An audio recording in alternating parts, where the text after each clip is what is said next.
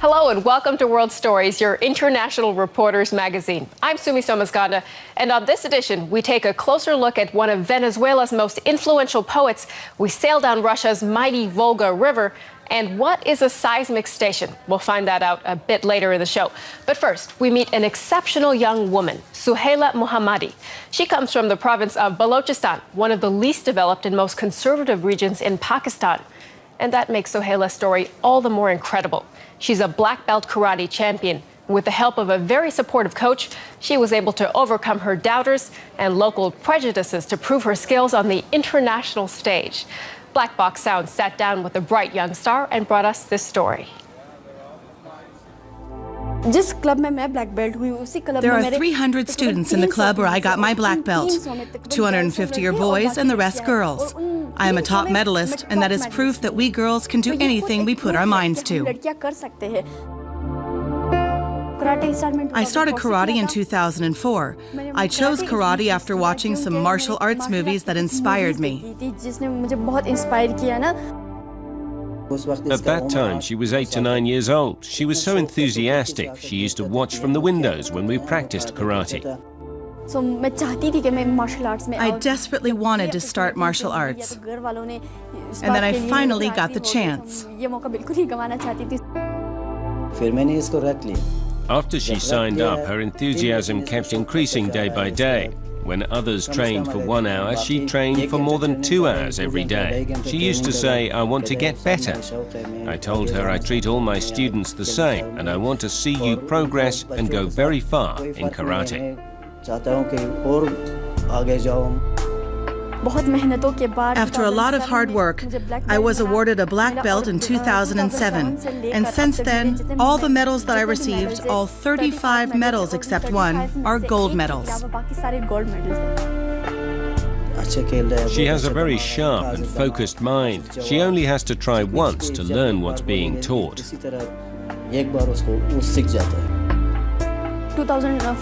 I won my first gold medal in 2004 during the All Baluchistan JKA Karate Championship.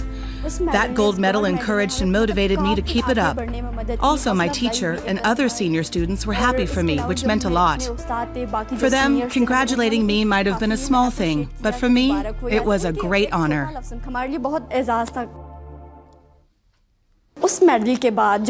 After that medal, I kept receiving one gold medal after the other, which has been a very good thing for me. When I was selected for the South Asian Games, I was, of course, aiming for a gold medal. With all that international competition, it would have been a big deal to bring back a gold medal, but I received a bronze medal there.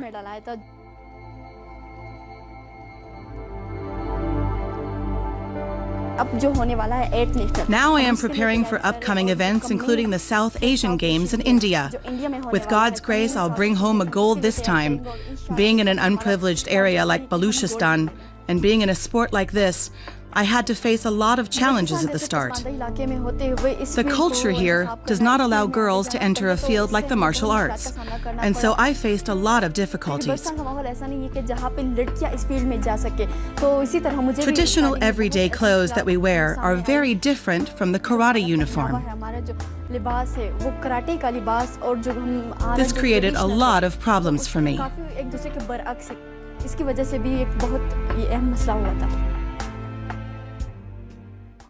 But today, those same people who used to stop me and forbid me from training are the same people who greet me today and welcome me when I return from a championship with my gold medals.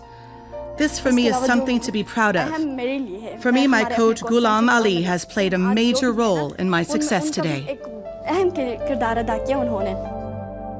Suhaila is so talented. I've been Pakistan's unbeaten champion for 13 years, and I'm sure she too will follow in my footsteps and become a long-time champion. My message to all Pakistani women, if the girls living in an underprivileged area like Baluchistan can reach such great levels of success, then so can you. Whatever you are interested in, no matter how difficult it may be, there is no area today where men can succeed and women can't. Just try it once. We can do it.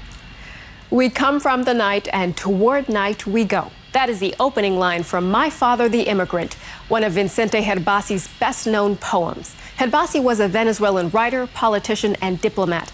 But most importantly, he was one of the country's most influential poets of the 20th century. The avant-garde writer explored themes of realism and identity, as well as myth and legend in modern Venezuela. Now, 100 years after his birth, the country is celebrating Herbasi's legacy. Vale TV's Sergio Monsalve sits down with his children to find out more about his life.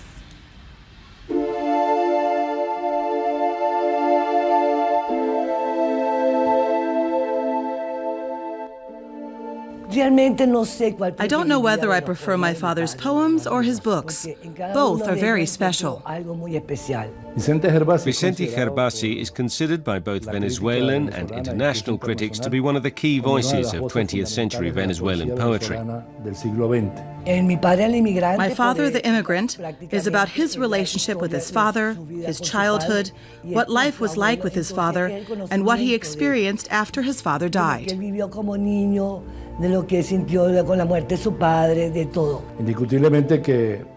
This year, 2013, is the centenary of his birth. The poetry of Vicente Herbasi marked an era and helped define the Venezuelan poets that followed him.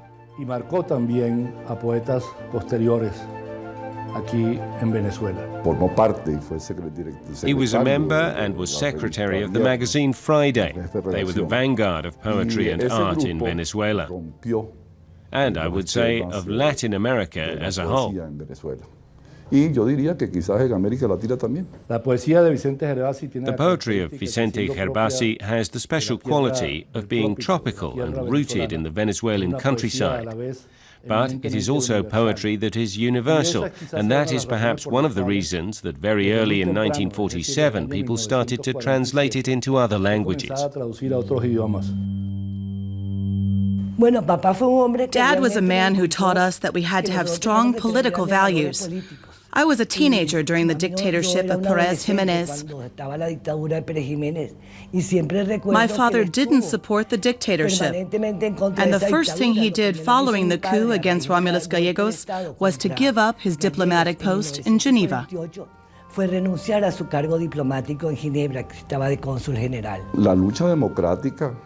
My father's democratic struggle was never to forget the responsibility he had as a citizen. He taught us to be citizens from a young age. People have called Vicente Herbasi a politician, but I don't think that's right. He was interested in politics and national life. He was a very disciplined man. Our father was a man who read the paper at 6 in the morning. We started to as well when we were kids, because he said that one had to be informed. My father was famously distracted, but that was what he wanted people to think. Actually, he wasn't.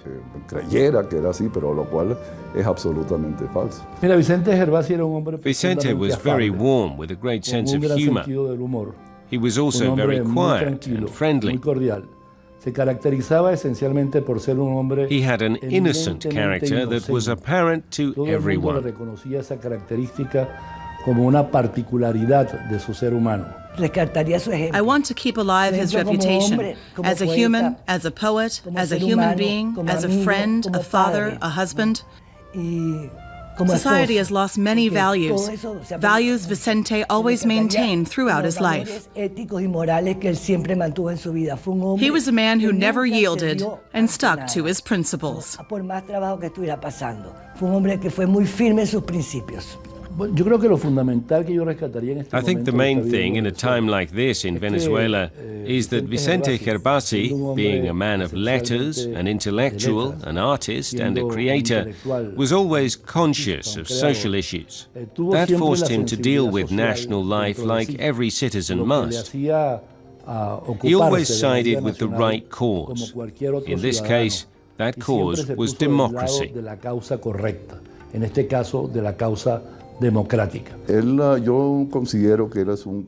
Vicente was a nation builder.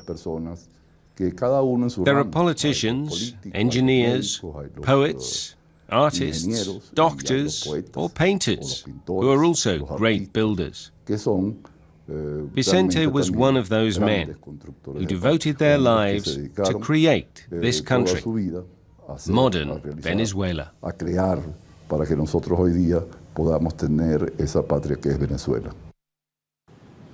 A legacy to honor. It has now been more than 2 years since the conflict began in Syria, and diplomatic efforts to stop the bloodshed there have failed.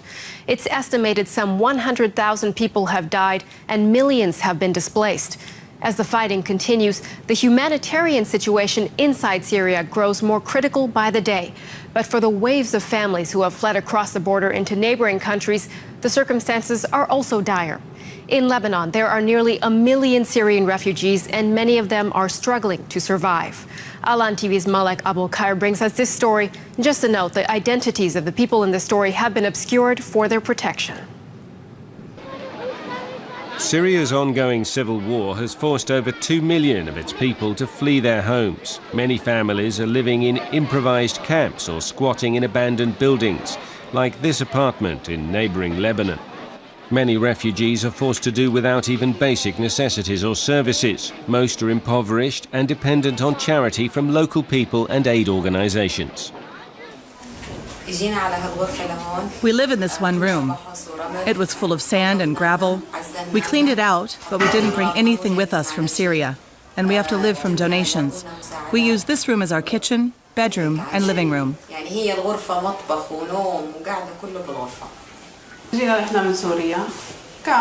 We came from Syria. Our neighborhood came under fire. Here we found shelter and hospitable people who we're now connected to by marriage. They welcomed us in this house. Now I live with my son because I wasn't able to find a room for myself. I have nothing but the blessings of God.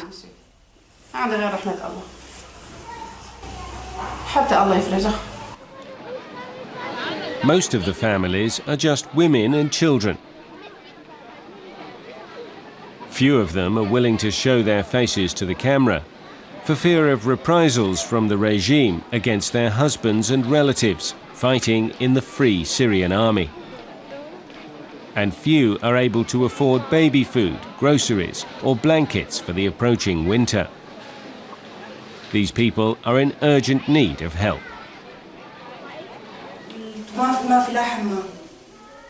There's no toilet. We have to fetch water from a spring and wash up here in this room. There's no gas for cooking, only a little firewood for 3 families in one little flat.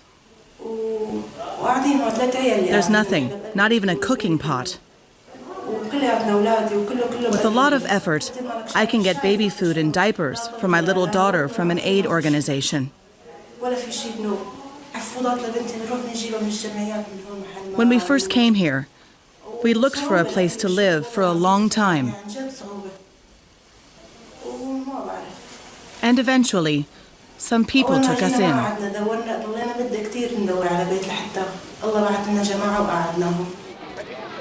The flat is still under construction, but several Syrian families are sharing it. Some of them looked for shelter for months. The Lebanese owner of this house in the Bekaa Valley took pity on them and let them stay until they could find another place. That was 2 months ago. We have no strength left. My husband and I arrived with our children in the dark. My sister-in-law has an apartment in this unfinished house.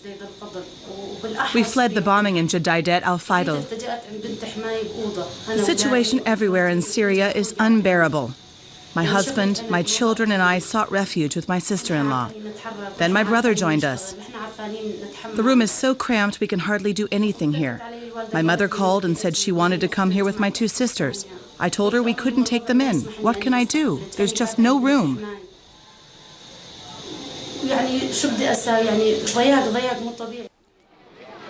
Aid organizations such as the Egyptian Dar al-Ifta al-Misriya provides some food and medicine for the Syrian refugees, but their numbers have steadily grown over the 2.5 years of fighting.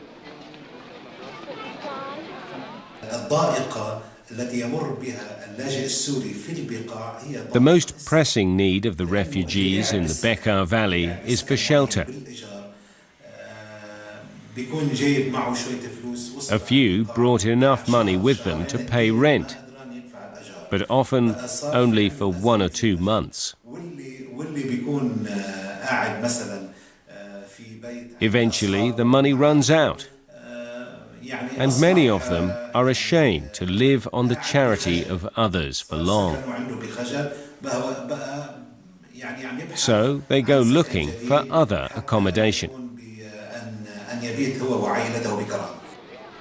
Some of the children suffer chronic diseases that need continuous treatment. This boy, for instance, was diagnosed with leishmaniasis, a disease transmitted through mosquito bites. At least 20 Syrians live here. The situation in their home regions gave them no alternative but to flee. Now their lives depend on the goodwill of local people. Malik Abu Akir, Al-An News, Kerbat Roha, Rashia Province. Thanks to Al-An for that report. Now to a river that's part of Russia's national identity. The Volga runs right through the heart of Russia and has long been a major highway for people and goods. In fact, the river represents a symbolic figure in Russian literature, art, music, and folklore. Nowadays, tourists line up to sail down the Volga and discover the country's diverse landscapes and peoples. Raid Kishkaya from RT has more. The Volga, a journey through history. Dozens of cruise ships ply the Volga River, carrying Russian and foreign passengers through the heart of this vast country. It's a holiday for all the senses, a journey through natural and cultural landscapes. The tourist cruises started in the 1960s and have been running ever since, from Astrakhan on the Delta to Moscow and St. Petersburg. The developments in recent years have encouraged even greater expansion of this kind of tourism. Many of the ships are state-of-the-art, and the ports along the Volga have also been modernized to help tour operators offer interesting and attractive travel packages. But despite the new facilities, captaining a boat on the Volga is still demanding work.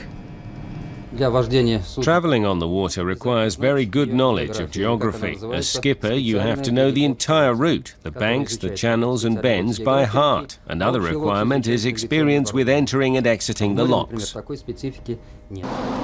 Dams have created a string of often vast reservoirs along the Volga's course. The water level is controlled by a series of locks, which are only 30 meters wide, so it's essential for a Volga skipper to be able to maneuver the ship with centimeter precision.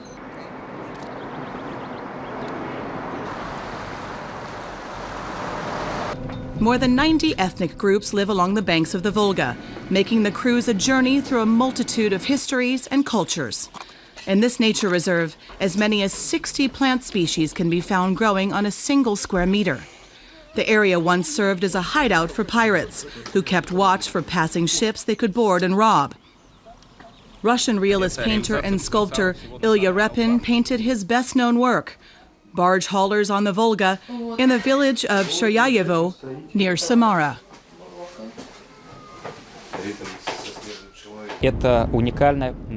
Every day, tourists can enjoy a unique experience. In Samara, the history of space travel is on the itinerary. That's where they make the rockets for the space program. It's also a place closely associated with Soviet history. It was the emergency capital and received many diplomatic delegations when Hitler's forces were closing in on Moscow in the Second World War. A bunker was built in Samara for Stalin to use as his headquarters if Moscow was taken. It lies 37 meters below ground and has an extra exit with its own electric power supply and a climate control that would maintain the temperature of Stalin's rooms at a constant 19 degrees Celsius. Back on the ship, passengers can expect to travel in comfort and style. Between ports of call, there's plenty of time to take in what the Volga region has to offer. A Volga River cruise is far more than a trip from city to city. It's also a journey into an era when Mother Volga was the lifeline of Russia. Riyad Kishkia, RT, on the Volga. And finally today, imagine it's your job to monitor and detect vibrations from a nuclear blast. There are hundreds of seismic stations across the globe that do just that, sending data from remote corners of the world to international authorities. In our next story, we head to Yellowknife, Canada, where frigid temperatures have caused some serious wear and tear on a seismic station there. Technicians and engineers are working to upgrade the facility, but it's no easy task. UNTV's Kirsty Gregor-Hansen has more.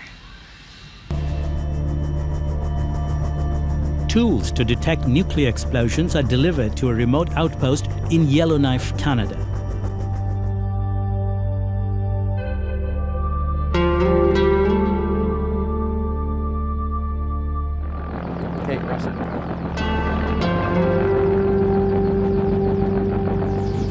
Teams from Canada and the Comprehensive Nuclear Test Ban Treaty Organization are upgrading seismic stations to uncover atomic blasts.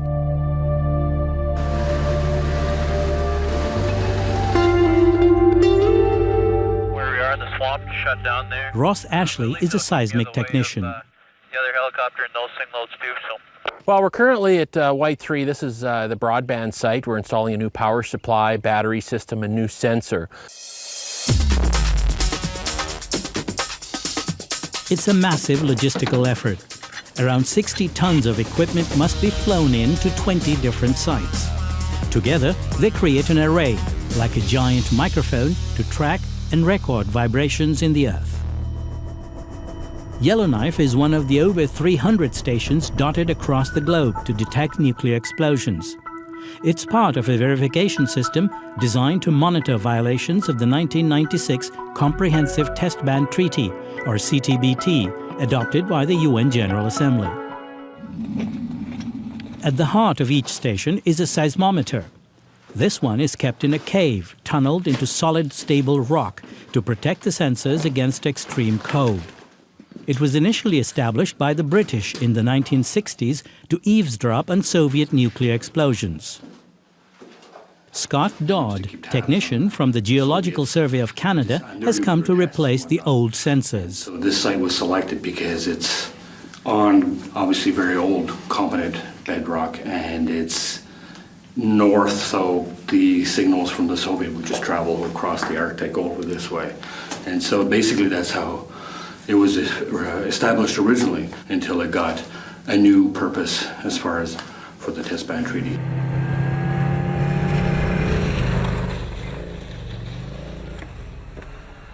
But the unforgiving Canadian Arctic cold has taken a toll on the equipment, says Ross Ashley.